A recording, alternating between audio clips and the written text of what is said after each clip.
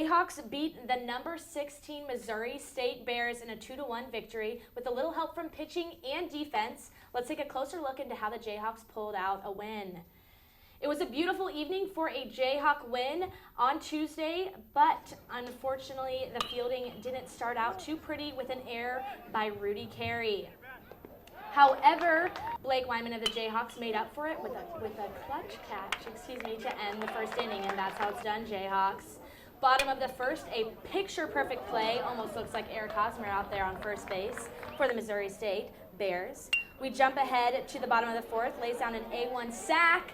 Boom shakalaka, that wasn't too good. Anyways, there goes our boy sending him home, Maroney, and he's home for the first Jayhawk number 1.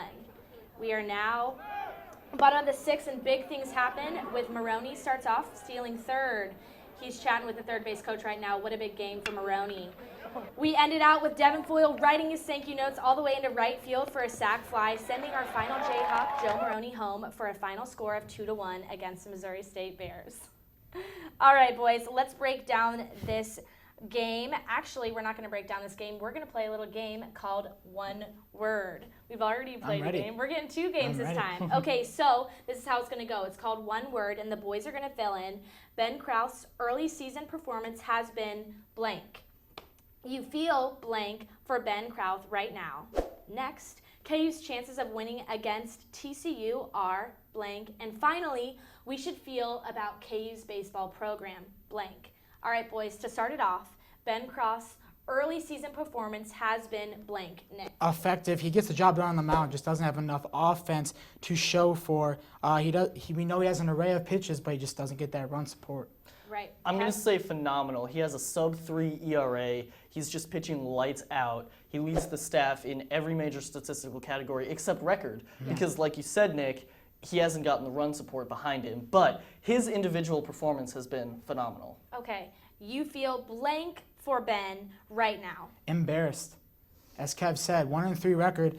But he has the lowest ERA in the starting rotation at 257, and also the lowest opponent batting average at 211. So just having such a good season, but it just doesn't show him. It doesn't show. Yeah, I feel sick for him. He's doing everything in his power to put his position in the position to win, but he can't win. So I just feel he must be frustrated. Right, exactly. Okay, a fun one. KU's chances of winning against TCU are? Very slim. Best team in the Big 12 the last couple years, and College World Series bound this year. Why do you think so? They're just all around. They got the bats, they got the pitching. They've just been a historically good program. It runs in the Horned Frog family.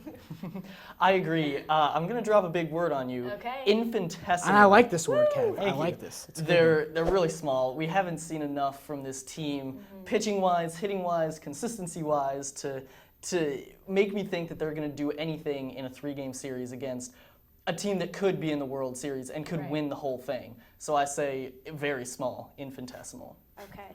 Beautiful word, by the way, Kevin. Oh, it's beautiful. I love it. And to round this segment up, we should feel blank about KU's baseball program. I'm going to be optimistic and say optimistic. Optimistic from Nick? Yeah. I mean, they're playing poorly right now, but they can surprise you. There's a reason they're still in the Big 12. It's because they can beat those low-tier Big 12 teams like Kansas State and Oklahoma State. Okay. I'm going to say disappointed. We were there at Media Day, and Coach Rich Price was really optimistic. There was a lot of hype, like you said. It sounded like he thought the pitching was going to be there consistently, the hitting was going to be there, and it just hasn't been. So I feel like they've left something for me to be desired.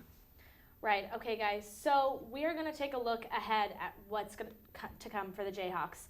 They are facing Baylor, which sounds daunting. They're a team from Texas, but I learned before the show they're actually not that good. Yeah, not the best team, 11-13 overall, but they are currently on a 2-game win streak. Both do have a losing record at home, and KU is going on the road there. So there is already an advantage right there with the home record. 5 players over 300, and Darren Shepard leads them with 356 batting average, and the pitching staff, Kev, 5.01 total ERA. So if the Jazz get the bats going, they could win this one. We said this the entire season. Oh, yeah. I mean, we say it every series, every game. If the bats can come alive or Ben Krause is on the mound, then they have a chance to win. Looking forward beyond that, they're playing, again, number 16 Missouri State. They've already beaten them this year, and Missouri State is currently on a 3-game losing streak. But that's where the good news stops for the Jayhawks. Yeah. Missouri State has 2 players hitting above 400 on the season, and 5 players hitting over 300, and a 6th player who's hitting 299. Right. So their bats are insane, and their pitching is they get batters out. Right. So Kevin, what you're saying about this team though, but we beat them, you know, and that's the disappointing part about this season. Yeah. We have the talent, we have the ability.